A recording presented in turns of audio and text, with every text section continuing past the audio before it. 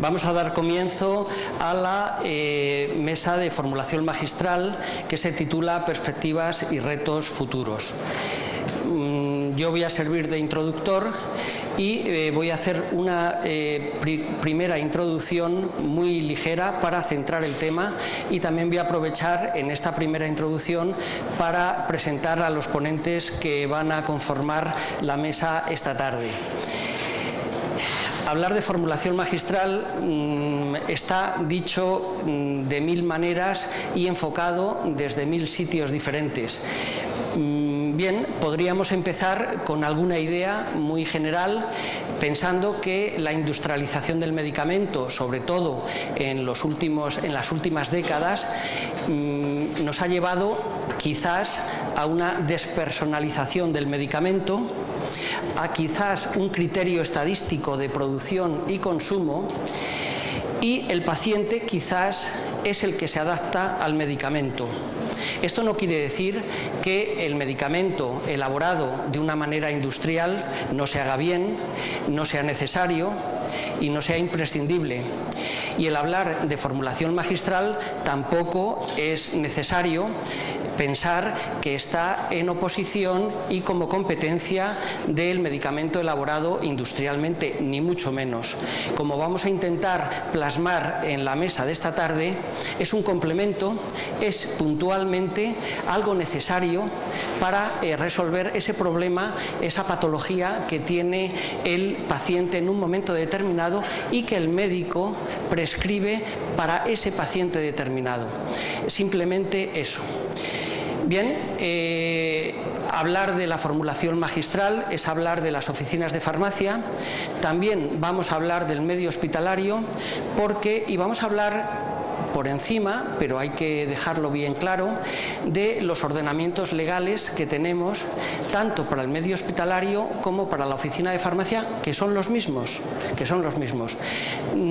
Dar una cifra muy significativa: en el 2009 se dispensaron con cargo al sistema público 8,33 millones de recetas de formulación magistral, con cargo al sistema público, no hablo de las privadas. ¿Esto qué demuestra? Demuestra que sigue siendo necesaria esa opción alternativa para unos casos determinados, que son muchos, pero que en realidad solo era el 0,9% de todo el gasto farmacéutico de medicamentos. Ahí está. ¿Y dónde se hicieron? En las oficinas de farmacia y en los medios hospitalarios. Bien, los servicios hospitalarios, un tanto por ciento importante de pacientes requieren la elaboración particularizada de medicamentos, nutrición enteral, parenteral, preparaciones de citotóxicos, tratamiento del dolor, cuidados paliativos, mezclas endovenosas, preparaciones medicamentosas, etcétera, etcétera, etcétera. Todo esto también se hace en las farmacias de los hospitales. En cuanto al ordenamiento jurídico, estoy planteando las grandes líneas de actuación de esta mesa. La Ley de Garantías y Uso Racional del Medicamento, la Ley 29 del 2006, donde dedica un capítulo, que es el cuarto, hablando de las garantías sanitarias de las fórmulas magistrales y preparados oficinales. Recordar que es nuestra disposición legal más importante y que dedica un capítulo entero a las fórmulas magistrales. ¿Por qué? Pues porque son medicamentos con mayúsculas. Y también recordar el Real Decreto 175 del 2001, que se puso de obligado cumplimiento en enero del 2004, por el cual hubo un antes y un después, donde se articularon las características de calidad que tenían que reunir las instalaciones, los equipos, el personal, la documentación necesaria para elaborar las fórmulas, para la trazabilidad y la posible reconstrucción histórica, y también un capítulo muy importante en cuanto a las materias primas. Entonces, las materias primas, vamos a hablar hoy de materias primas, vamos a hablar del aporte de los distribuidores de sustancias que hacen a este capítulo tan importante, de los cambios normativos y su repercusión en la calidad de las materias primas, primas, de las iniciativas de diálogo con la administración, que es muy importante esos pasos que se están dando, y de los retos actuales y oportunidades a corto y medio plazo. Y para hablarnos de materia prima, os voy a presentar a Alberto Rodríguez Carrera, que viene de Barcelona, es licenciado en Administración y Dirección de Empresas y MBA por ESADE. Tiene la graduación en la Escuela de Negocios de Evanston, en Illinois, y lleva 25 años de trayectoria profesional en el sector farmacéutico, tanto en la industria como en la distribución. Actualmente es director general de la Asociación de Cooperativas Farmacéuticas y presidente de la Asociación de Distribuidores de Sustancia, que es una entidad que reúne y aglutina a todas las firmas que operan en el mercado español. Será el que nos dé nuestra primera intervención esta tarde, hablando de este capítulo tan importante que son las materias primas. Bien, pero luego vamos a ver la visión que tienen los dermatólogos. ¿Qué imagen tienen de los farmacéuticos? ¿Qué podemos aprender nosotros de ellos y ellos de nosotros? Este es un capítulo fundamental. Hablaremos de las razones y sentido de su existencia, de la formulación magistral en dermatología, siendo un campo tan tradicionalmente atendido por esta especialidad médica, el por qué sigue siendo una opción válida para el dermatólogo la formulación magistral, los problemas que encuentra el dermatólogo, que también los tienen, porque en este caminar profesional vamos todos caminando, y estos congresos también que sean puntos de encuentro, puntos de reflexión y sobre todo qué acciones de mejora podemos tener todos, los farmacéuticos, los médicos, y ese diálogo tan necesario entre unos y otros. Y para terminar esta mesa vamos a hablar del medio hospitalario, y si hablamos de la necesidad de la fórmula magistral, donde muchas veces pensamos que es el patito feo, que es el hermano menor del medicamento, vamos a poner un ejemplo muy concreto y muy válido en cuanto a estos términos, y para ello hablaremos de un ejemplo concreto de una fórmula magistral que puede salvar vidas. Me he adelantado un poquito.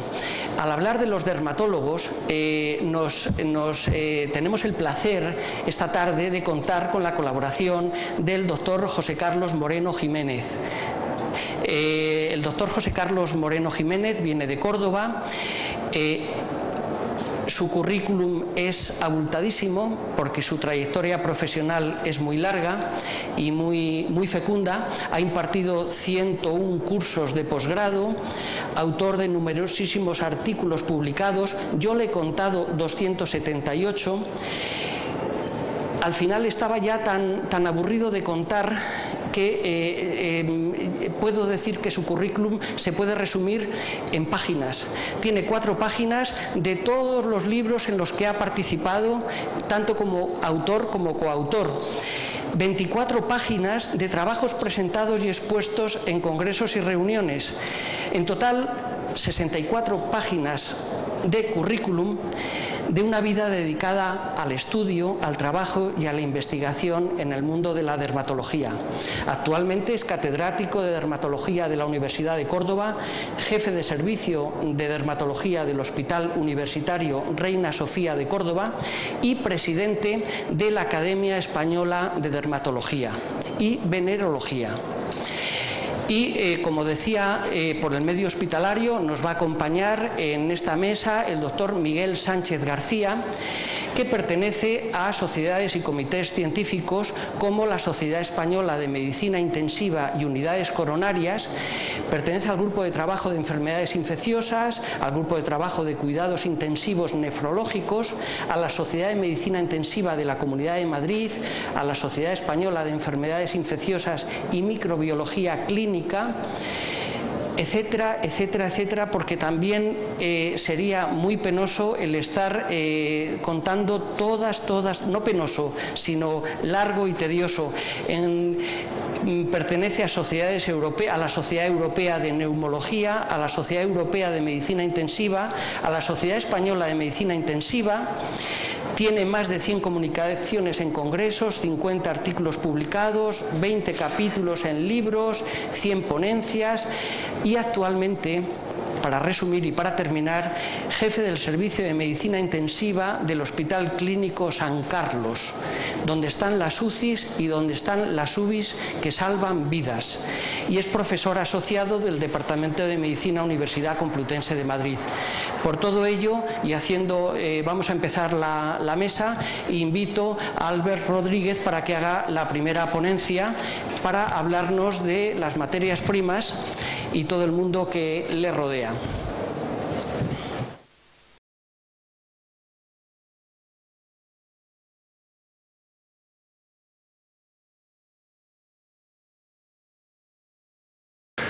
Bueno, ante todo agradeceros la presencia a estas horas de la tarde, agradecer al Consejo, al Colegio Oficial de Farmacéuticos de Madrid, a Infarma y muy especialmente a un gran amigo y yo creo que a uno de los principales valedores de la formulación magistral en España, que es nuestro gran amigo Rafa, que nos haya permitido al ADS, con quien hoy vengo a representar, a explicaros un poco qué somos, qué hacemos y cuál es nuestra visión de la formulación magistral. Esta es la mesa redonda. Yo, antes que nada, voy a ser muy breve, explicar dónde nace la Asociación de Distribuidores, cuál es nuestra visión de la formulación magistral, cuál es el entorno en que nos desenvolvemos, estos cambios que ha mencionado Rafael Puerto y su repercusión en la profesión, y hablar finalmente de retos y oportunidades que afrontamos.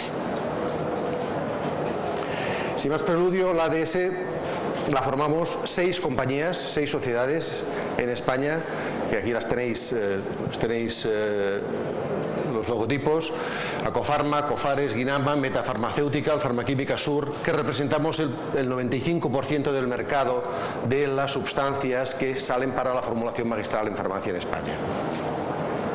¿De dónde nació? Pues nació, como suelen hacer muchas cosas, cuando hay un problema nos unimos.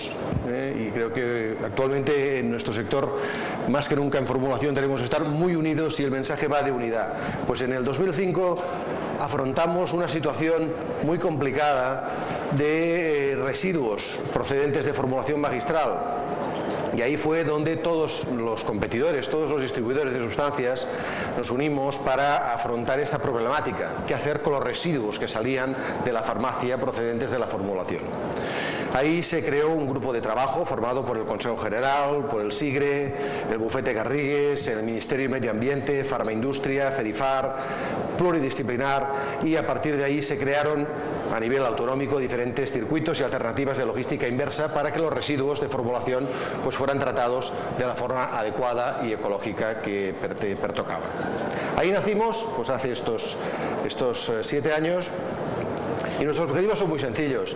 Somos un órgano de representación sectorial, un sector pequeñito, pero pensamos que somos el primer eslabón, aunque bien pensado creo que somos el segundo eslabón. El primer eslabón son los señores que hablarán después de mí. Si no hay una receta, si no hay un facultativo que ha hecho una prescripción, lógicamente no tiene sentido la fórmula. A partir de ahí es cuando empieza a tener sentido nuestra misión, poner la materia prima en manos de unos profesionales que aseguran la buena manufactura. Objetivos: asesorar, coordinar criterios de las 6 empresas asociadas, defender, divulgar, promocionar la fórmula magistral a farmacéuticos, a médicos, a pacientes, elaboración de estudios y propuestas sectoriales, ser un interlocutor único con las autoridades sanitarias y estrecha colaboración con las entidades relacionadas con la formulación, sean colegios de farmacéuticos, asociaciones de formulistas, colegios, academias de médicos y agrupaciones de pacientes y usuarios. Ustedes dirán, bueno, este señor nos está vendiendo aquí una agrupación empresarial. Bien, déjenme matizar. La aportación que la Asociación de Distribuidores de Sustancias, que los distribuidores de materias primas hacemos a la formulación magistral va más allá que una mera labor de distribución, de compraventa. Primero, matizar que estamos asegurando calidad. Una calidad que viene garantizada porque si somos distribuidores de sustancias acreditados, y luego veremos por qué normativas, estamos asegurando al farmacéutico que estos productos cumplen especificaciones y les eximen a los formulistas de hacer todas unas labores de análisis que comprando a los laboratorios, a los distribuidores de ADS, no deben hacerlos, quedan eximidos. Entonces estamos asegurando la calidad. ¿Se puede comprar en otros lados? Sí, luego lo veremos, pero hay que hacer muchas más cosas que comprar. Servicio. Claro, cualquier formulador puede evaluar y negociar con más de 400 fabricantes, pero les aseguro que es una ardua labor. Es una ardua labor que los distribuidores hacemos diariamente y que estamos sacando del formulista. La realizamos por los formuladores. Después, a nivel logístico, disponer más de 5.000 referencias a disposición del formulador, yo creo que esto es una gran contribución al Sistema Nacional de Salud. O sea, cualquier formulista puede comprar directamente, pero disponer de las 5.000 variedades, tanto de principios activos, excipientes, formatos y concentraciones, y tenerlas en 24 horas, creo que es un servicio que contribuye mucho al desarrollo de la formulación magistral. Y después un ahorro de coste. Estamos negociando de forma centralizada con industria química y esto supone unas economías de escala. Estos son los 4 puntos que pensamos estamos aportando a algo que va mucho más allá. Un aspecto muy importante que me gustaría mencionar dentro del concepto de unión ha sido la creación del Grupo de Trabajo de Formulación Magistral, que, patrocinado por el Consejo General de Colegios Oficiales de Farmacéuticos, en el año 2010 fue creado ante una serie de cambios normativos, que está compuesto por miembros del Consejo, por la Asociación Española de Farmacéuticos Formulistas, de Aprofarm y de la Asociación de Distribuidores, que cuenta con el apoyo de colegios de médicos, asociaciones de pacientes afectados, usuarios de la formulación, y que el objetivo es la promoción y defensa de la formulación magistral ante las autoridades sanitarias. Este diálogo. Estamos todos unidos para defender algo que pensamos que tiene una utilidad y que veremos, yo pienso, muy claramente en las próximas presentaciones. Los objetivos que nos marcamos en el año 2010 fueron estos que enumeraré. Fue crear un documento marco de la importancia de la formulación magistral, que ha sido publicado exhaustivamente en revistas y enviado, y creo que será del conocimiento de muchos de ustedes. Unificar criterios europeos en la autorización de sustancias y principios activos susceptibles de ser empleados. Todavía en Europa hay mucha discrepancia. Principios activos que en Italia están autorizados no lo están en España. Hay un comercio intracomunitario muy extraño. Estamos en Europa, tendríamos que tener cierta uniformidad de criterios. Un punto muy importante y más para nosotros es la aplicación de la normativa de calidad GMP2. Fíjense, buenas prácticas de manufactura a la industria de detallado de sustancias. Es decir, pasamos de ser distribuidores a fabricantes de principio activo. Esto es un cambio tremendo, con unas consecuencias muy importantes para los pequeños distribuidores de la ADS. Somos ahora industria. Estamos totalmente basados en normas de industria de fabricación, como laboratorio. Uniformización de criterios autonómicos. También en España, la España de las 17 autonomías, tenemos en muchas ocasiones disparidades. Productos que no se pueden formular en alguna comunidad, en otras pues se está haciendo, y también buscamos que haya una uniformidad sobre este aspecto. Hemos realizado un estudio de derecho comparado de normativas de formulación magistral en Europa, y uno de los objetivos clave es ser el interlocutor único con la Administración en materia de formulación magistral. Estos fueron los deberes que nos pusimos este Grupo Nacional de Formulación y en los cuales la ADS humildemente contribuyó en los que pudo contribuir. Entonces, ¿cuál es nuestra visión de la formulación? Hay gente que piensa que somos un mal necesario y obsoleto para tapar huecos terapéuticos que el medicamento industrial no tiene interés económico en cubrir por falta de volumen y rentabilidad. Oye, hay una laguna, utiliza formulación, es un mal necesario. Esta es una visión que pensamos que es totalmente falsa. Nuestra visión, y pensamos que cada vez más, de más farmacéuticos, más médicos y más público, más opinión pública tiene clara, es que la formulación magistral es una herramienta eficaz, segura y económica para la formulación de medicina personalizada, de amplio uso en el resto de países de la OCDE. Si les digo, por ejemplo, que en Holanda es un 7% de los medicamentos que se venden son fórmulas magistrales y que en España, nuestro amigo Rafa ha dicho un 0,9 de públicas, de recetas reembolsadas, vamos a ser optimistas, que sea un 2% de las medicinas en España sean formulación magistral. Bueno, eso es ya ser muy optimista. Caray, Holanda, 7%. No les hablo de Brasil, donde ya más de un 10-12% es fórmula magistral. Los países de otro continente, es otro mundo, es otra idiosincrasia. Pero caramba, tenemos mucho por crecer, hay mucho por hacer. ¿Es marginal en España este 0,9, este 2 que estimamos? ¿Por qué? Por su desconocimiento, que ya empieza desde los mismos estudios profesionales.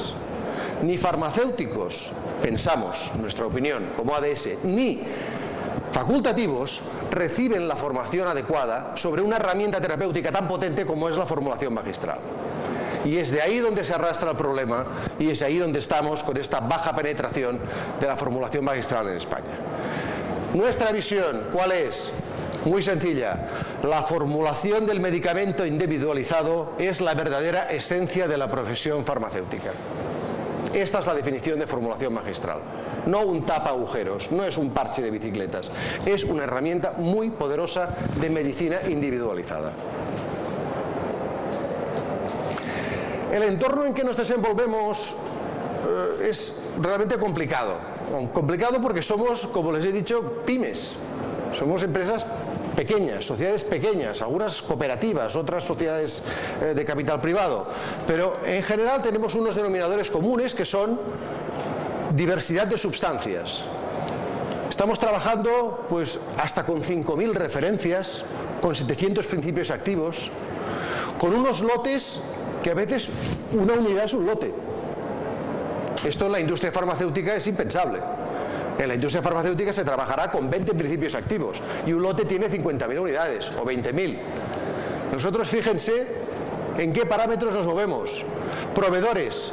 Tenemos una cartera de hasta 10.000 posibilidades de comprar en todo el mundo. Trabajamos con 400, 500. Es imposible auditar a tantísimos proveedores. La industria farmacéutica sí lo puede hacer. Nosotros tenemos que utilizar otras vías. Estamos un poco en tierra de nadie. ¿Somos distribución? No exactamente. No es comprar cantidades de medicamentos y distribuirlos de una manera frecuente a la farmacia, no. Nosotros abrimos un envase, lo detallamos, hacemos una labor. Por lo tanto, somos industria, pero la industria sintetiza. La industria tiene reactores. Entonces estamos un poco in between. No sé, no sabemos, tenemos una crisis de identidad. Y creo que esto tenemos que trabajar juntos para dejar claro dónde está la distribución de sustancias. Hay realmente una percepción desenfocada de la realidad de la formulación. La formulación no es hacer fórmulas para adelgazar, no son pastillas para adelgazar ni mucho menos. Esto es totalmente erróneo y creo que hoy lo vamos a ver de primera mano. Formulación magistral es adaptar medicamentos a los niños, salvar vidas a niños. por esto está subrayado, pediatría, donde más potencial actualmente tenemos. Es dermatología, donde cada medicamento es diferente para cada persona. Estamos hablando de podología, un terreno donde hay realmente muchísimo interés en el área de formulación. Asistencia primaria, en los cursos que estamos haciendo, estáis las asociaciones de formulistas haciendo a médicos de atención primaria, salen encantados. Yo no lo sabía esto, yo no lo sabía que podía hacer fórmulas. En CAPS se puede utilizar también. Geriatría, en oncología.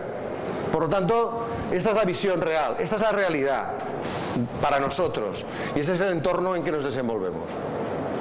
He dicho que sería breve y voy a procurar cumplirlo, Rafa, 2 minutos, pues muy rápido. Cambios normativos. Han habido básicamente 2 que ha mencionado, 175. Regulación de las condiciones de formulación. Hacer las cosas bien.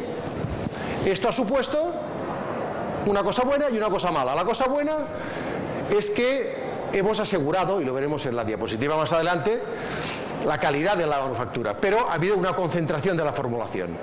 Tenemos constancia que desde la puesta en vigor en 2004 hasta la actualidad se ha pasado de 5.000 formuladores activos a 2.000 farmacias formuladoras. Ha habido mucha gente que ha tirado la toalla. Demasiada complicación. No quiero liarme tanto, ya tengo bastantes problemas. Otro cambio normativo, publicación del formulario nacional del 2007, que es necesario actualizarlo, unificar criterios europeos. Esto supone un estancamiento de la prescripción e incertidumbre en la elaboración. Nos encontramos con muchos doctores que no saben si esto lo pueden prescribir y muchos farmacéuticos que no saben si esto lo pueden elaborar. Hace falta concretar. Ha habido un punto que ha sido realmente conflictivo y ha sido la prohibición de uso de principios activos cuya especialidad industrial ha sido discontinuada por motivos comerciales. Bueno, si a un laboratorio no le interesa por motivo comercial fabricar tal medicamento, el principio activo, la formulación sería cuando más sentido tiene. Pues no es así. Entonces esto está creando un cambio de tratamiento, está habiendo ajustes de dosis terapéuticas, incluso lagunas y sobre todo un aumento de costes porque, claro, al no existir el principio activo X, ahora tienen que utilizar moléculas más caras o incluso se está importando productos de otros países. Y por último, el Real Decreto 824/2010, en el cual las normas de correcta fabricación, las GMP en inglés, concebidas para la industria, aplicadas a pequeños distribuidores, que está suponiendo un importante esfuerzo económico y humano en unas pymes que somos los distribuidores. La parte positiva, asegurada calidad en la elaboración, asegurada calidad en la materia prima, idénticas condiciones de trabajo, tanto en la industria como en la rebotica, en lo que es la elaboración de la formulación magistral. Obligatoriedad de la farmacia de suministrarse a distribuidores certificados o bien hacer análisis completos si compra a industria o importa directamente. Esa es otra consecuencia. Aumento de costes, la materia prima. Estamos hablando de aumentos porque no es lo mismo. La trazabilidad, estamos hablando de un seguimiento total desde el origen del fabricante hasta el último eslabón. Reducción de caducidades. Necesidad de aplicación uniforme en todo el territorio nacional. Estos han sido la repercusión, las partes más positivas de estas nuevas normativas. Esto son imágenes de un laboratorio cumpliendo GMP. Estos son imágenes de un laboratorio de distribución de sustancias también cumpliendo GMP. Podemos asegurar que están en idénticas condiciones, tanto materia prima como elaboración. No hay diferencias. Retos. Que la norma se aplique de una manera adecuada y razonable a la realidad de unas pymes que distribuimos sustancias. La uniformidad en comunidades autónomas que he dicho antes. Orientarnos, mirar a Europa, que tiene quizás sistemas reguladores más participativos, donde participan más médicos, más farmacéuticos, más los colegios, los pacientes, pero sin olvidar que estamos en el Mediterráneo y que tenemos un modelo solidario No olvidemos que hay países donde hay unas cadenas de farmacias formuladoras, países del norte de Europa, donde ya la farmacia no formula, es monopolio de una cadena, con nombre y apellidos. Esto no lo queremos. Queremos que en España todos ustedes, quien quiera formular, pueda formular. Y este es nuestro modelo, el modelo solidario. Reto es actualizar el formulario nacional, la formulación de estos principios activos descontinuados, que las fórmulas magistrales puedan utilizarse en casos de desabastecimiento. ¿Cuántas veces vemos que cuando hay desabastecimiento se recurre a importación de medicamentos? ¿Por qué no formularlos?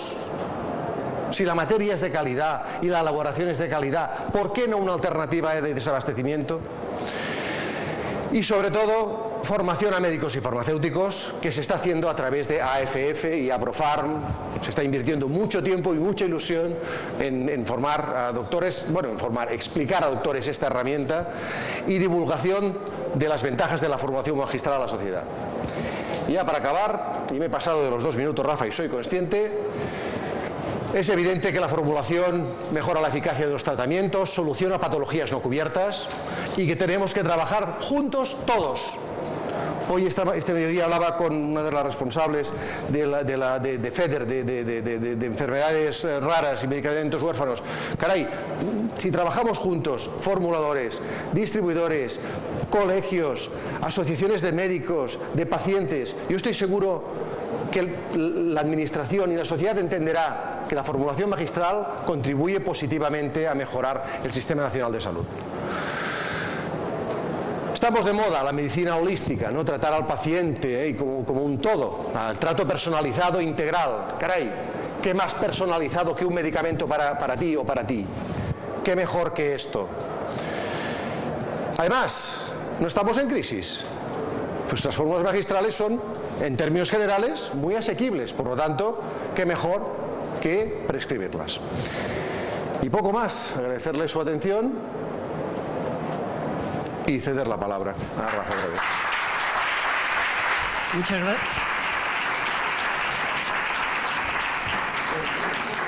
Muchas gracias, Albert. La verdad es que son auténticos retos numerosos y que con paciencia y caminando entre todos los vamos a conseguir.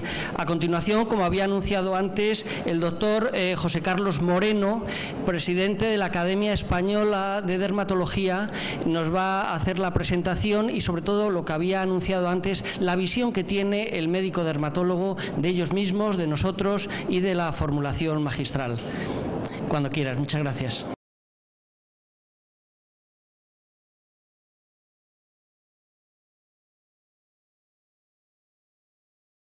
Muchas gracias a todos los que de alguna manera han hecho posible que la dermatología esté aquí presente. Muchas gracias a Rafael por su excelente trato, con el que ya he hecho una amistad. No en balde tiene un nombre que me resulta altamente familiar, ¿no? Casi todos los cordobeses se llaman Rafaeles, ¿eh? Entonces para mí ha sido un placer estar con él. Y muchas gracias a todos ustedes que han elegido estar aquí para escucharnos. Como bien ha dicho Rafael, yo soy actualmente, esto es algo que evidentemente se quita con el tiempo, presidente de la Academia Española de Dermatología y Venerología. Por tanto, pues creo que hablo tanto en mi nombre como en el nombre de la mayoría de los dermatólogos españoles. La Academia Española es una sociedad que es centenaria, porque fíjense ustedes, fue fundada en el año 1909 por el profesor Azúa, y sigue teniendo vigencia importante en el momento actual, ya que concretamente 2006 dermatólogos forman parte de esta academia, por tanto prácticamente el 99% de los dermatólogos españoles. Muy bien, yo venía a hablarle de la formulación magistral, y no cabe duda que históricamente todo medicamento prescrito por el médico era elaborado artesanalmente. Primero era el propio médico el que lo fabricaba, y posteriormente, afortunadamente, entró a formar parte de la formulación la oficina de farmacia. Y realmente esto no es nada muy antiguo. Hace apenas 65 años el 60%, o sea la gran mayoría de los medicamentos, se estaban preparando en las oficinas de farmacia, y es a partir del segundo tercio del siglo XX, cuando comienza la era de la producción industrial. Se desarrolla la producción industrial y empiezan a aparecer gran cantidad de productos. Por tanto, la pregunta primera que nos tenemos que hacer, la pregunta que surge inmediatamente, es que dado el desarrollo industrial que hay en este momento, ¿tiene sentido la formulación magistral? Bueno, pues evidentemente tiene sentido la formulación magistral. Yo me voy a ir solo y exclusivamente a dos datos que me parecen verdaderamente interesantes. Fíjense ustedes, en el año 1996 la Société Française de Dermatologie, la Sociedad Francesa de Dermatología, hace un estudio entre sus asociados y los 83% de los dermatólogos franceses apoyan y están de acuerdo con la formulación magistral. En el año 1997 la FDA rectifica una norma restrictiva que había hecho en el año 1996, es de sabio rectificar, recolocando la formulación magistral y llevándola al sitio que verdaderamente le pertenece. Por tanto, tiene sentido sin duda alguna la formulación magistral. Y esta es la definición que hay de formulación magistral. Saben ustedes que es un tratamiento, un medicamento individualizado, hecho por el farmacéutico y que incluye pues una serie de cuestiones que ya han sido comentadas y que no merece la pena que yo me pare en ello. Y también comentarles que aunque hay muchas especialidades, yo vengo a defender la mía. Yo creo que la dermatología clásicamente es una especialidad muy vinculada a la formulación magistral. Bien, en realidad la formulación magistral no es nada más que el medio de adaptar la medicación a las peculiaridades y a las necesidades individuales de cada paciente. Siempre nos han dicho a nosotros en la Facultad de Medicina que no hay enfermedades, que hay enfermos, por tanto cada uno necesita un trato y una medicación adecuada. Y lo que antes nos decían, tenemos que procurar que la formulación magistral sea tan válida, tenga el mismo prestigio, la misma calidad que aquellas que nos van presentando a través de la industria farmacéutica. ¿Por qué un dermatólogo prescribe una fórmula magistral? Bueno, pues hay muchas razones, pero yo realmente, algunas se han comentado ya, yo las voy a concretar diciéndolas que las vamos a centrar en tres escenarios distintos. Cubrir lagunas terapéuticas, que aunque no sea el único motivo, evidentemente existe. Facilitar la administración y el cumplimiento de un tratamiento determinado. Adherencia, al fin y al cabo, del paciente a la terapia, que es muy importante. El problema que tenemos muchas veces los dermatólogos es que los pacientes no hacen los tratamientos. Es importante tener adherencia al tratamiento. Y personalizar las prescripciones en determinadas situaciones clínicas, en distintas patologías determinadas. Cubrir lagunas terapéuticas. Pues bueno, hay formas terapéuticas, farmacéuticas no comercializadas. Por ejemplo, vía oral hay preparados en pediatría, como ahora que está muy de moda el uso del propanolol en el tratamiento de los hemangiomas en los niños. Pues no hay fórmula, hay que prepararla, ¿no? Hay que prepararla y además, bueno, es una medicación que cada vez utilizamos más porque es de unos resultados excelentes y espectaculares.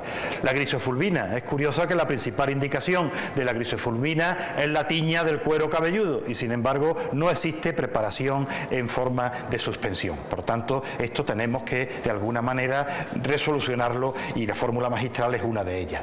Forma terapéutica no comercializada en forma tópica. Por ejemplo, ya saben ustedes que el minoxidil cada vez se está utilizando más en forma de espuma, que hace mucho tiempo está comercializado en Estados Unidos, pero que aquí en España no existía esa fórmula magistral y la estamos buscando a través de la formulación que ustedes nos preparan.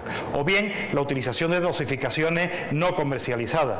Es preferible formular a trocear comprimidos. Yo creo que esto está claro. Por ejemplo, se sabe que en la mujer posmenopáusica, por mucho que nos digan, la finasterida para la alopecia en 2,5 miligramos al día, pues es un tratamiento adecuado. Pues no existe medicación con 2,5 miligramos. Hay que partir la medicación de 5 miligramos y eso seguramente se busca una dosis que no es la adecuada. Por tanto, hay que personalizar las dosis, como decíamos.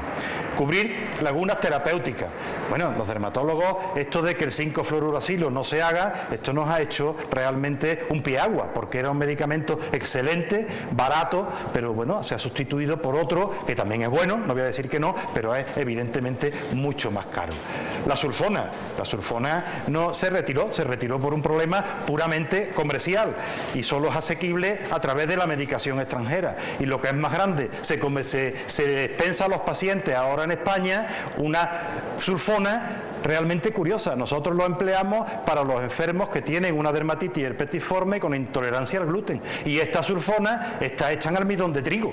Esto es verdaderamente increíble. Es como si yo, que soy diabético, mis antidiabéticos orales fueran hechos en glucosa, pues apañados estaríamos, ¿no? Por tanto, realmente hace falta de alguna manera contar con ustedes para eso. Y lo que antes se ha comentado, áreas huérfanas, bueno, realmente hay muy poquita terapia para el tratamiento de la cavidad oral, cuando los dermatólogos, que somos los que tratamos la patología oral, dicho sea de paso, pues nos encontramos con que hay muy poquito. Casi todo lo que pone se va en el momento. Hay que recurrir a la fórmula magistral. No tenemos fórmulas adecuadas que tengan persistencia a nivel de la cavidad oral. O cuando prescribimos antibióticos para el cuero cabelludo, no hay ningún antibiótico para cuero cabelludo, para la folitis de cuero cabelludo, que son tan frecuentes en el mercado. Tenemos que recurrir a las lociones antiacné, que no me parece tampoco lo más indicado. Facilitar la administración y el cumplimiento de un tratamiento. Por ejemplo, tratamientos de grandes superficies, psoriásicos, dermatitis atópicas con áreas extensas de superficie corporal. Bueno, pues cuando tienes que utilizar un corticoide potente, propionato de clobetasol, pues no debes de utilizarlo al 0,05%, que es como está comercializado, porque tienes que utilizar una superficie muy grande. Hay que formularlo a menos concentración y a más cantidad, para que el enfermo no tenga que gastar 5 o 6 botes diariamente. Eso sería discutible, porque realmente en áreas superficie extensas yo prefiero siempre utilizar tratamientos sistémicos que tópicos, pero en algunas ocasiones hay que utilizarlos. O bien formulación con fármacos ya conocidos, pero adaptados a nuevos vehículos y a nuevas concentraciones. Por ejemplo, no hay ningún preparado de propionato clobetasol al 8% en laca de uña, y es que un corticoide a menos concentración, y como no sea de forma adhesiva, no va a penetrar en una uña psoriásica o en una uña con líquen. Por tanto, es importante hacer esa personalización. Y también en situaciones clínicas determinadas, por ejemplo, dosificación graduada. Los retinoides tópicos, que sirven para el tratamiento del fotoenvejecimiento, de como lo que ustedes quieran, de las queratosis actínicas, del daño solar leve. Bueno, pues lo que tenemos en el mercado, existen 2 o 3 concentraciones. Ustedes saben que no, que hay que empezar por concentraciones bajitas, y paulatinamente, a medida que vamos encontrando tolerancia del enfermo, vamos a ir subiendo poquito a poco la dosis. No pasar del 0,01 al 0,1, porque estamos multiplicando mucho la cantidad de la concentración del producto. O asociación a otra serie de principios activos. Por ejemplo, en el tratamiento de la rosácea, la asociación de metronidazol con eritromicina o con ketoconazol realmente no existe en el mercado, y hay que buscar fórmulas adecuadas a cada paciente. O la propia fórmula de Klinsmann, ¿no? El retinoico con la hidroquinona para tratamiento de las hiperpigmentaciones no existe en el mercado. Va a salir pronto. Hay un producto en Estados Unidos que se llama Triluna, que posiblemente ocupe ese vacío terapéutico, pero mientras tanto no lo tenemos. Y luego, enfermos que tienen intolerancia a conservantes y a perfumes. La propia rosácea, ¿no? Lo comentaba yo antes con Rafael, la propia rosácea no tolera a lo mejor el metronidazol que hay en el mercado, porque tiene conservantes, porque es un cutis muy irritable, y sí lo tolerará si nosotros lo utilizamos como fórmula magistral. Tengo una experiencia curiosa, fundamentalmente en el tratamiento de la líquen escleroso de vulva, evidentemente en mujeres, ¿no? Y que la utilización de clobetasol, que es el tratamiento adecuado a dosis altas, no lo toleran la fórmula que hay en el mercado. Sin embargo, lo haces como formulación magistral y se tolera perfectamente. Problemas que encuentra el dermatólogo en sí mismo. Pues realmente que tenemos muy escasa formación farmacológica. En las facultades de farmacología esto no se nos explica. Tenemos problemas y a lo mejor no elegimos el excipiente adecuado, a lo mejor no utilizamos productos que sean compatibles, y por tanto son problemas que tenemos nosotros mismos. Y luego pues tenemos un problema que no sé cómo se soluciona. He mirado distintas posibilidades con la prescripción de medicamentos no aceptados. Bueno, pues yo no sé, nosotros los estamos mandando, aunque realmente habría que buscar quizás el uso compasivo, lo que evidentemente retrasaría el tratamiento pues un tiempo realmente grande. Problemas que me cuenta a mí el enfermo que encuentra cuando nosotros le hacemos una formulación magistral. Pues falta de uniformidad de las formulaciones. Sí, pues a mí me dicen, me la hicieron en tal farmacia y me iba estupendamente, y ahora me la han hecho en otra y aquello es un galipuche que no me viene bien y que además pues realmente no me sienta lo mismo. Y eso tiene verdaderamente efectos terapéuticos distintos. Precios distintos. Esto pasa como con muchos cosméticos. Puede haber una diferencia importante entre entre una farmacia y otra, y esto habría que de alguna manera tratar de unificarlo. Algunos enfermos en las oficinas de farmacia pues son reticentes, no normalmente los farmacéuticos, sino muchas veces los empleados de la farmacia. Yo recuerdo cuando yo empezaba, mandaba una fórmula magistral y hay cosas que son realmente demoledoras, que este señor le diga, os juro que la han mandado. Bueno, pues eso verdaderamente es demoledor. Y o uno será viejo el médico que se la ha mandado, ahora soy viejo, pero cuando empecé a recetarlo no lo era. Evidentemente esto habría de alguna manera que arreglarlo. Y luego, pues que la presentación es muy variable, no es tampoco como cuando yo empezaba, que le decían, tráigame usted el bote, ¿no? Y le llevaban la botella de Cruzcampo, que la guardaban en el frigorífico, y alguno se podía equivocar y darle un trago al sulfato de zinc, como podía ocurrir. Bueno, ya esto se va seleccionando, la textura, la fórmula galénica, pues varía muchas veces de uno a otro, la información que se le da al paciente, saben que es obligatoria, pero no todo el mundo la recibe, y Rafael me decía, esto de la caducidad es muy complicado. Yo lo pongo porque muchas veces me llaman los enfermos y dicen, mire usted, es que tengo aquí una fórmula de hace 6 meses, ¿habrá caducado?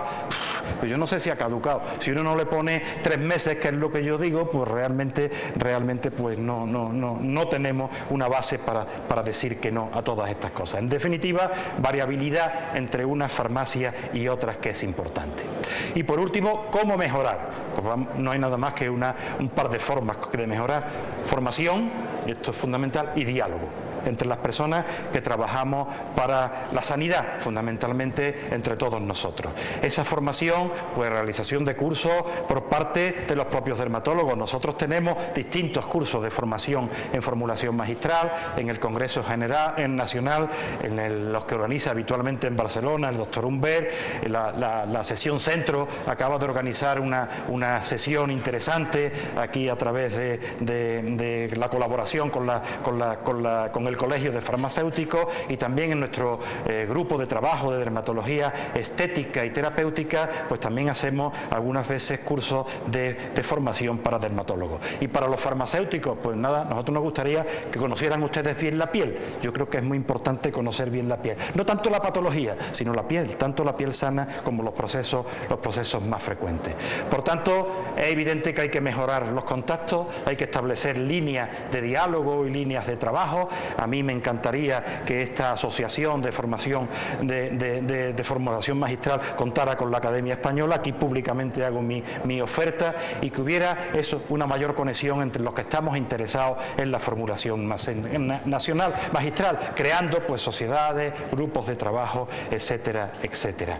Bueno, existen gran cantidad de reuniones, pero estamos un poco separados unos de otros, y lo interesante es que lo tuviéramos. Este es un ejemplo, ¿no? Este es una acción del Colegio Oficial de Farmacéuticos de Pontevedra. Pues ahí tienen ustedes, pues ustedes conocerán a los farmacéuticos. Yo conozco a Manolo, que está ahí, que es el que realmente pues participó en estas reuniones, y esto es importante que lo fomentemos.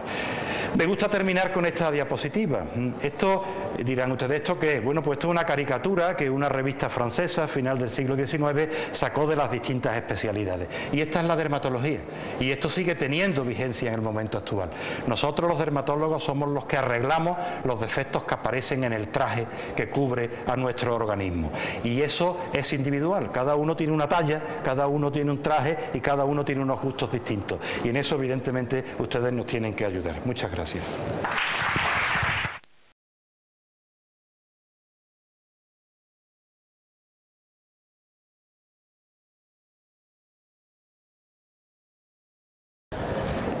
Bueno, en primer lugar, muchas gracias por la invitación, porque yo soy aquí una especie de elemento exótico, por lo que acabo de ver, pero que espero que lo que yo presento en unas pocas diapositivas pues sea de utilidad. Probablemente la mayoría de ustedes no volverán a tener contacto con el ámbito al que pertenezco yo, pero nunca se sabe, igual en el futuro pues sí cambian las cosas, y si es así. Quiero presentar un ejemplo de lo que, desde el punto de vista de un extremo de la asistencia sanitaria, que son los cuidados intensivos, supone la formulación magistral. Y es concretamente una cosa que llamamos descontaminación selectiva del tracto digestivo, que juega un papel cada vez más importante en la prevención de la infección que adquieren los enfermos en las UBIs. Y eso, como es fácil de entender, es de extrema importancia y nos debemos en exclusiva a la existencia de la formación magistral para esto. No hay otra manera de conseguir hacer este tipo de profilaxis de la infección. El riesgo de la infección hospitalaria, el adquirirla, partiendo de una persona sana que anda por la calle y hace una vida normal, aumenta progresivamente en un enfermo que ingresa en una planta hospitalaria normal, sin que le pase gran cosa. La enfermedad puede ser relativamente leve. Es aún mayor en alguien que ingresa en cuidados intensivos, en una UBI, no necesariamente porque le pasa algo, sino porque a lo mejor tiene riesgo de que le pase algo. Si además en ese área necesita algún tipo de soporte de la función vital, por ejemplo, más allá de la vigilancia, pues un riñón, una diálisis o respiración, una mascarilla con oxígeno, el riesgo es aún mayor. Y si necesita, por ejemplo, respiración artificial, ese riesgo es 21 veces más elevado que el paciente de la planta. Es decir, conforme aumenta la gravedad de la situación del paciente, aumenta su riesgo de infección.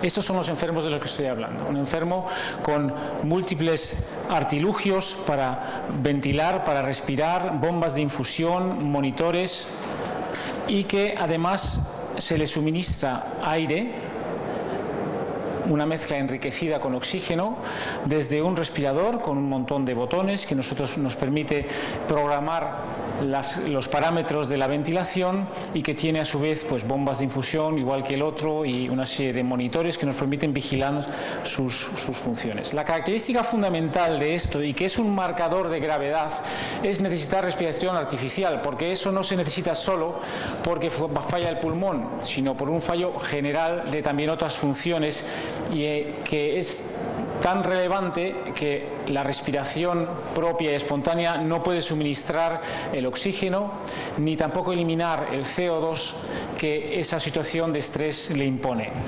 Lo interesante de esto es que en esta orofaringe, en la que normalmente hay una serie de gérmenes, esos son sustituidos por otros gérmenes clásicamente conocidos como nosocomiales, o sea, la flora hospitalaria, y que esa es la culpable de las infecciones adquiridas en intensivos. Y esto no ocurre solo en la vía aérea superior, sino a lo largo de todo el tubo digestivo, de manera que la flora comunitaria que portamos todos nosotros en este momento de una manera variable, como es el famoso neumococo, que puede estar en nuestra orofaringe y en la nariz también, o el Haemophilus influenza o Staphylococcus aureus, relativamente sensibles, y que son los gérmenes que con más frecuencia causan infecciones de la vía aérea superior e inferior, por ejemplo otitis medias o bien pulmonías, ¿no? de las de la calle, digamos, no las del hospital.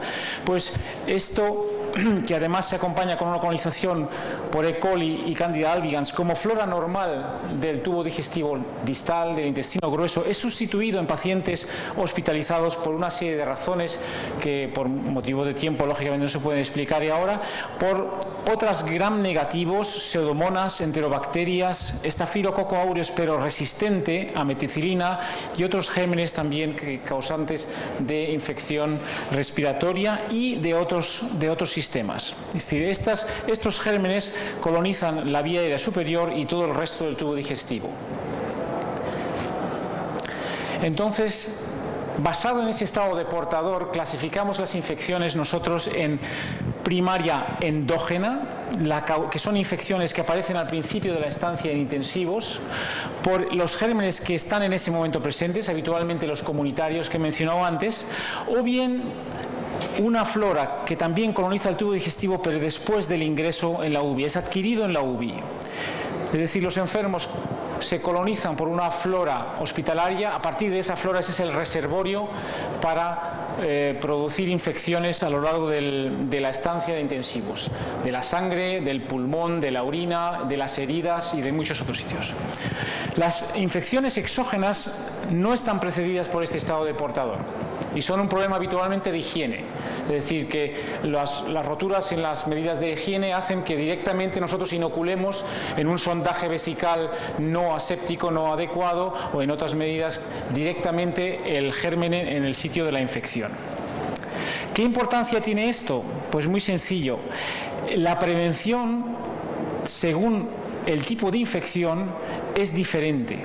Mientras que en la exógena, como acabo de decir, es necesaria recordarle la higiene al personal sanitario, y la primaria endógena solo se puede prevenir con un antibiótico muy precoz, realmente los antibióticos tópicos, y aquí es donde este es el hueco que tiene la formulación magistral, y estas son las infecciones más frecuentes y las más graves. Aquí es donde está el hueco en la formulación magistral de una serie de mezclas de antibióticos tópicos que erradican ese estado de portador. ¿De acuerdo? Este es el hueco y como digo, estos son el 70-80% de las infecciones que se desarrollan en intensivos. Es decir, no es una cosa sin importancia.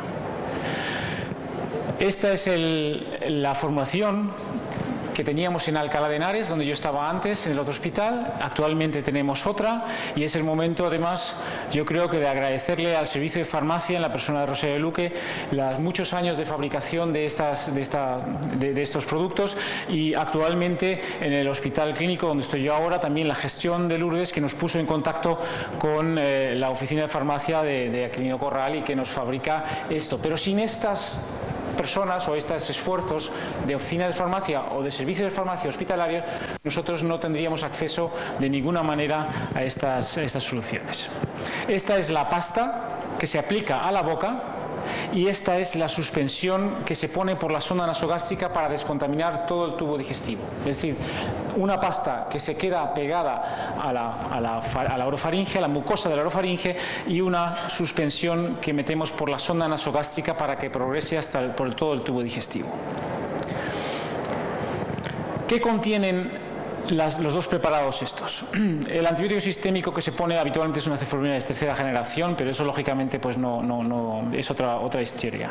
La pasta contiene antibióticos frente a gram negativos, colistina y tolonicina, antibióticos antiguos y baratos, y un antifúngico para la cándida.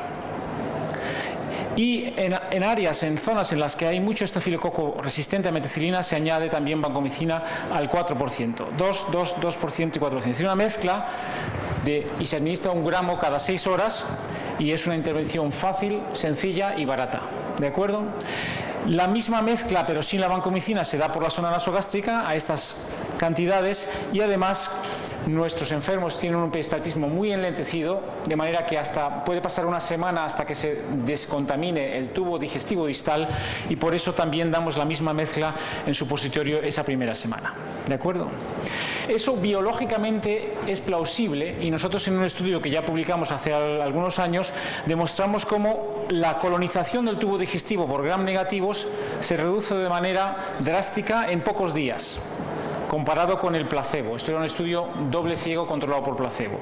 Nunca desaparece, pero desde luego se mantienen unos niveles que hacen que, por ejemplo, la incidencia de neumonía asociada a ventilación mecánica, es decir, la neumonía que sufren los enfermos con respiración artificial, que es la peor infección de todas las que se pueden adquirir en el hospital en general y intensivos en particular, la que más morbilidad y mortalidad lleva asociados, se reduce de un 30% a alrededor de un 10%. Es decir, es altamente relevante. Y resumiendo, porque hay mucha bibliografía, hay más de 50 ensayos clínicos demostrando esto mismo, se produce un descenso de la infección adquirida en intensivos que solo en neumonía supone un 65%. También se ha demostrado entre un 15 y un 25% de reducción de la mortalidad con esta medida de los enfermos en cuidados intensivos, concretamente los ventilados mecánicamente, y también de las resistencias bacterianas, porque se erradican los gérmenes sensibles y resistentes, ya que las concentraciones altas son muy altas localmente, tanto en la orofaringe como en el resto del tubo digestivo. Esto ha llevado a que en el proyecto Neumonía Cero para prevenir este tipo de pulmonías, liderado por la Sociedad Nuestra de Cuidados Intensivos y con la Enfermería de Cuidados Intensivos y el Ministerio de Sanidad en su agencia de calidad, se haya recomendado entre una de las medidas precisamente la descontaminación selectiva del tubo digestivo.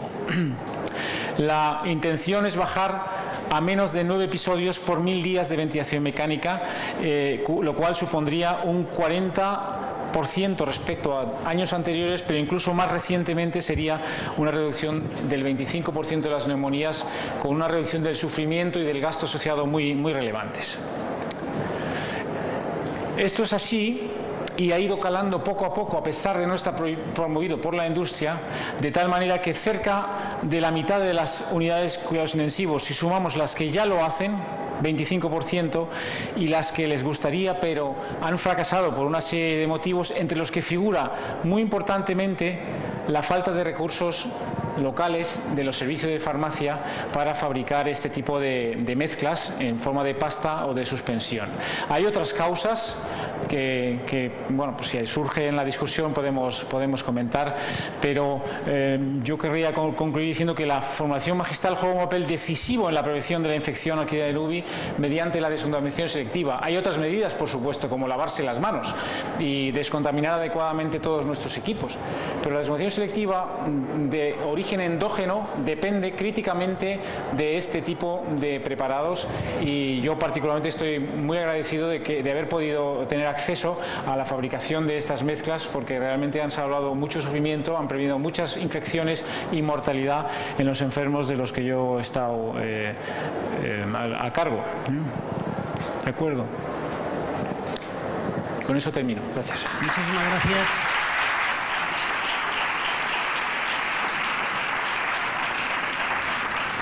Muchísimas gracias, doctor Sánchez, por esta intervención. Y ahora vamos a abrir el turno, el debate, que es donde muchas veces está todo el núcleo principal, donde después de estas exposiciones hemos dado un repaso a la formulación magistral, tanto desde el punto de vista de la calidad de las materias primas, la visión que tienen los dermatólogos, que tiene el médico de nosotros, de los farmacéuticos, sus experiencias, y luego el ejemplo más dramático que es el que una formulación magistral que hay algo más que esa vaselina salicílica, la formulación magistral, como alguien acuñó esa frase de hay vida después de la vaselina salicílica, pues claro que hay vida, hasta salva vidas humanas. Por todo ello voy a abrir el turno de debate. El doctor Moreno había comentado antes la necesidad de la formación de los médicos, del contacto con los farmacéuticos. Yo creo que estamos todos de acuerdo. Había comentado la necesidad a través de las instituciones, de las asociaciones, tanto de farmacéuticos como de médicos. Yo creo que está clarísima esa necesidad. Algo más que comentar con respecto a esto, doctor Moreno, ¿qué necesitáis de los farmacéuticos? ¿En qué podemos colaborar? ¿Qué es lo que os gustaría? En esta mesa haz una carta a los Reyes Magos, pídenos, ¿qué queréis?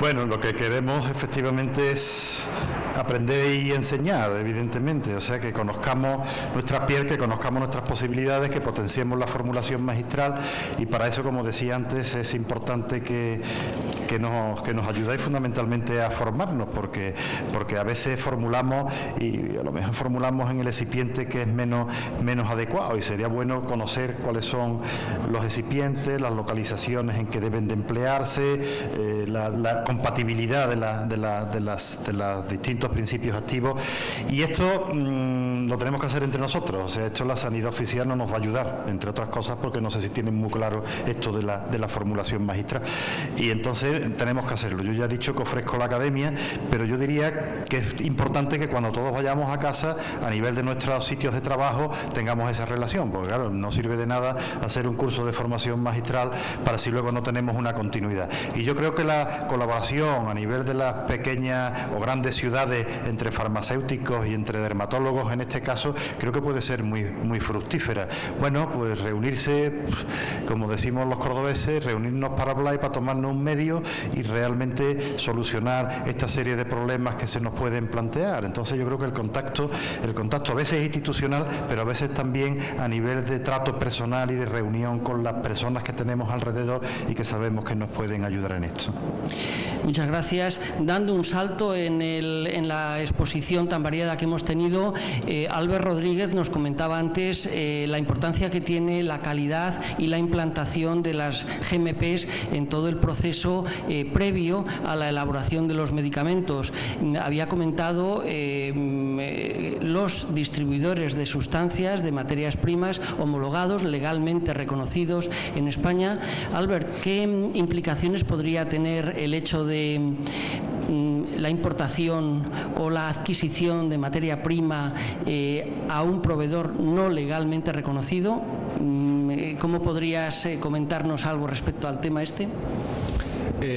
Gracias, Rafael. A ver, es totalmente plausible la importación o la adquisición a un fabricante directamente, pero hay que cumplir con una serie de requisitos que son analizar, saber el origen, lo cual hace que el farmacéutico, si no tiene un volumen muy grande de compra, pues no les sea rentable, ni mucho menos, suministrarse directamente de este fabricante, sea nacional o extranjero.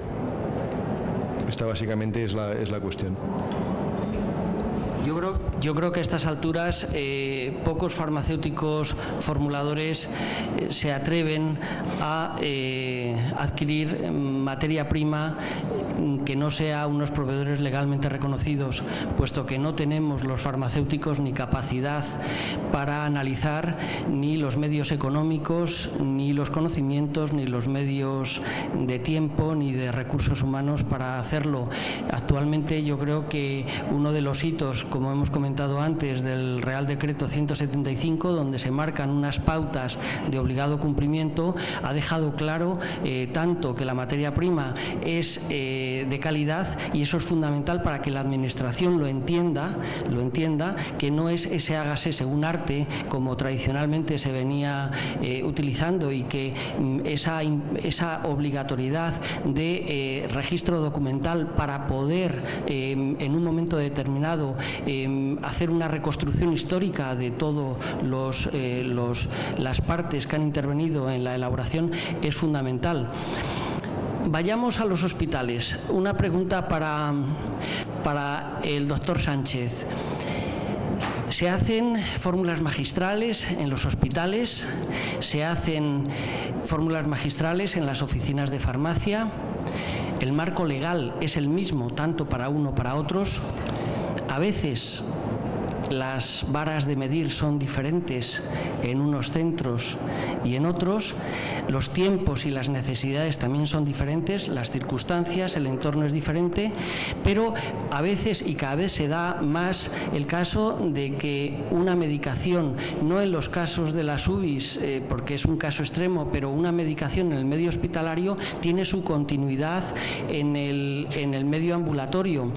Nosotros los farmacéuticos a veces cada vez recibimos con más frecuencia tratamientos de continuación del medio hospitalario, y surgen a veces problemas de no continuidad o de unas interpretaciones más estrictas en unos escenarios que en otros. Yo no sé si se percibe este escenario desde las UBIs o ya queda demasiado en altura.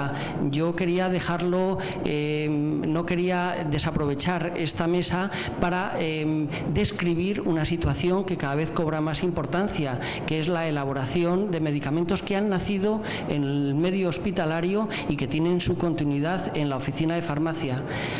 Yo no sé, Miguel, si quisieras añadir algo desde tu perspectiva o... Bueno, la continuación desde... No sé si funciona esto o no. Dación de medicación desde intensivos, yo creo que eso no debe existir prácticamente nada. Nosotros la profilaxis esta la suspendemos en cuanto el enfermo se le puede quitar el tubo, empieza a toser, empieza a tragar, empieza a hacer de vientre, y eso digamos que marca el momento en el que el riesgo disminuye de manera marcada, y suspendemos este tipo de medicación antes de que el enfermo incluso deje la UBI. No creo que eso sea el caso. No sé si desde el punto de vista de un médico de la planta hospitalaria, un internista o un cirujano existen ejemplos para esto. Es posible que sí, pero yo no tengo nada que ver con eso, ¿no? Sí. Bueno, yo sí tengo un ejemplo que es en el uso del propanolol en los hemangiomas. Saben que los hemangiomas aparecen en niños cuando los tratamos menores de 3 meses habitualmente. Ya le hemos perdido el respeto, pero al principio nos planteábamos las posibles implicaciones a nivel cardíaco o a nivel de la glucemia que podían tener el uso de estos medicamentos. Entonces manteníamos a los enfermos ingresados durante 3 meses, durante una semana aproximadamente, y posteriormente se continuaba. Antiguamente venían a recoger la fórmula de nuevo al hospital, pero el hospital no da abasto, y entonces nosotros sí que tenemos continuación. Empezaban haciendo tratamiento a nivel hospitalario y después iban a las oficinas de farmacia donde continúan con el tratamiento. Máxime pues que los niños cambian de peso y hay constantemente que cambiar la concentración del producto. Entonces nosotros sí tenemos experiencia, y una buena experiencia en ese sentido. Con respecto a las materias primas, ¿cómo vería los proveedores de sustancias, proveedores de materia prima, la posible colaboración con los medios hospitalarios y oficinas de farmacia para estudios de investigación que tantas veces hacen falta y que, no sé, a veces es tan necesario dejar de hablar de oído y plasmar sobre el papel estudios sobre este terreno? ¿Cómo lo, Albert? Vamos a ver, será sorprendente que diga en estos tiempos de crisis que sería un placer poder participar en la medida de las disponibilidades de nuestras respectivas empresas, pero creo que es la única manera para que podamos demostrar a la administración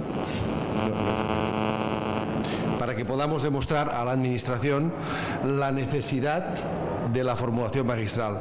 Es decir, yo oficialmente, en nombre de los distribuidores, pido ayuda al colectivo de médicos para que nos ayuden a demostrar empíricamente, científicamente, que realmente la fórmula magistral es necesaria. Y creo que tenemos que trabajar juntos. Hemos empezado unos temarios que se han cumplido unos hitos, ahora estamos en otros, pero creo que quizás sea ahora el momento ya de contar con documentación y estudios para pedir que nos dejen formular de una manera adecuada. Yo creo que a esto se le añade un problema considerable y que prácticamente bloquea el poder recurrir a cierto tipo de preparados que solo están disponibles mediante formación médica, y es que los recursos humanos de los servicios de farmacia están cada vez más limitados, y ellos prácticamente se circunscriben a dar registro de entrada a medicación asistencial o de investigación y a la distribución y a lo mejor a la confección de unidosis como mucho, pero desde luego no, muchas de ellas da la impresión de que no podrían, aunque quisieran, el fabricar o la manufactura de esto, hacer la formación magistral. Y además tengo entendido que prácticamente ninguna cumpliría los requisitos de las instalaciones necesarios para hacerlo. O sea que eso ahí hay un bloqueo desde hace unos años prácticamente total, ¿no? Yo en esto creo confirmar esta tendencia que cada vez más la farmacia hospitalaria está delegando en farmacias especializadas, en inyectables, en estériles, porque no dispone de esta capacidad, y más con las restricciones económicas que todos bien conocemos. Por lo tanto, yo creo que esta vía es el camino. Es el camino. Los recursos, veremos cuáles son. Dios dirá. Bueno, estamos monopolizando la mesa, pero yo creo que lo importante y lo interesante es que vosotros, los participantes, pues hagáis todas las preguntas que creáis oportuno. Por lo tanto, os invito a formularlas. Sí.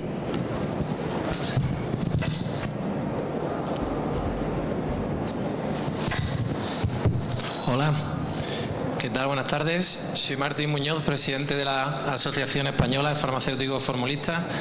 Lo primero, una sugerencia, una pregunta para el doctor Moreno. José Carlos, es cierto que, como tú bien sabes, la formulación hace más o menos 10, 15 años estuvo bajo mínimo, se hacía muy poco, pero siempre hubo una especialidad que la utilizaba, que era la dermatología. Hoy en día, pues como se había dicho, la pediatría, la geriatría se está utilizando. pero la dermatología siempre usó la formulación magistral. Todos los formulistas le tenemos especial cariño a la dermatología porque se puede decir que siempre estuvo ahí. Entonces, esta indicación que has hecho es muy interesante, esta comunicación a nivel de asociaciones, a la Asociación Española con la Academia, puede haber una colaboración muy interesante porque todo redunda a favor del paciente. Entonces, información que nosotros tenemos que dar, prospectos, enfoques, protocolos cuando haya un desabastecimiento, todo lo podemos dar conjuntamente, con lo cual recojo el guante que has dicho antes, y sobre todo porque de cara al paciente la comunicación entre el farmacéutico y el médico es muy positiva. Yo lo sé por la farmacia. Yo trabajo en Córdoba, aunque tengo que venir mucho aquí a Madrid por la cuestión de la asociación, y lo mejor que se le puede decir a alguien que llega a la farmacia con su receta es decir, no se preocupe que me voy a poner en contacto con su médico. Transmite una tranquilidad pasmosa. Entonces da mucha calma. Recojo el guante, como decía, y como estamos los dos en Córdoba, abreviando, mañana mismo te estoy llamando. Eso. Bueno, mañana no estoy aquí, ¿no? ¿Qué más quisiera yo? No, mañana tengo que estar pringando, he tenido que suspender la consulta y eso hombre, seguro es una barbaridad. Bueno, muchas gracias. Yo sé que me estás llamando y yo creo que procede que hagamos pronto una reunión entre los farmacéuticos y los dermatólogos cordobeses. No, lo que te quiero decir es que este fin de semana precisamente celebramos en Córdoba la reunión de la Academia Andaluza de Dermatología. Entonces, pues, estás invitado a darte un paseíto por allí, a tratar, a ver a la gente y a contactar con ellos. O sea que yo también te doy el primer paso. Muy bien, muchas gracias. Y otra pregunta era, Albert, vamos a ver, la formulación ha tenido detractores y algún energúmeno, por llamarlo de alguna forma, todavía queda, que dice, es que claro, es que las sustancias, a saber de dónde las sacáis, qué controles pasan, con lo cual cuando yo veo iniciativas como las que tú acabas de contar, que pasáis las normas GMP y toda la distribución de sustancias cumplís las normas, pues esto a nosotros nos gusta mucho, porque tenemos un flanco cubierto, es decir, no, mire usted, no diga eso porque la distribución, la ADS, cumple las normas como si fuera la industria y la calidad está garantizada. La pregunta que nos están haciendo mucho es básica, a bote pronto, ¿influirá en el precio o va a influir o crees que puede haber un incremento a corto plazo que por ahora, por otra parte digo, no estamos notando? Adiós, gracias. Sí que va a influir, inexorablemente. Aunque te digo que este año la mayoría de empresas asociadas a la ADS hemos absorbido los incrementos producidos por trabajar con una serie de proveedores determinados y sobre todo por inversiones que en algunos casos pueden superar los 500.000 euros por tener que trabajar como si fuéramos un laboratorio que sintetiza ácido desoxirribonucleico, cuando lo que hacemos es detallado. Entonces esto, en fin, son habas contadas. Si nos hacen hacer estas inversiones, las haremos, las estamos haciendo, las hemos hecho. Tenemos que trabajar con los proveedores homologados, con los proveedores con origen GMP europea, y estos señores, pues baratos no son. Y que habrá una inversión. Yo te digo, como particular, nos enfadaremos, diré, esto está carísimo, es que hay que ver, vaya tela. No, pero en serio, ahora en serio, queremos que la calidad venga por escrito, porque como he dicho antes, tenemos un flanco cubierto, ya no se puede decir, con lo cual, para cualquier cosa apoyamos y bueno, esperemos que sea una subida razonable, solo pedimos eso. Pero la entendemos que hay que hacerlo, la entendemos. Absolutamente, estamos intentando paliarlo e incluso tenemos referentes. Hoy precisamente tenemos a un partner de nuestra asociación en Italia, líder de información en Italia, y vemos que el coste de la materia prima no es el factor determinante en que la formulación se desarrolle más o menos, es sobre todo la calidad, la formación, pero no, que nadie se preocupe por el coste. No va a haber un coste descabellado, ni mucho menos. Simplemente se va a notar un cambio a partir de ahora. Eso es lo que quería oír, que nadie se preocupe. Que no cunda el pánico,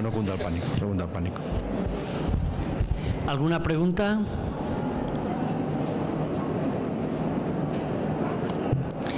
son tantos los retos y todos los frentes que tenemos abiertos que no hay que asustarse, hay que seguir caminando, y yo creo que poquito a poquito, pues si no hay más preguntas, desde la mesa esperamos que estas intervenciones han sido del agrado de todos ustedes, y bueno, nos esperamos ya para la próxima. Muchas gracias.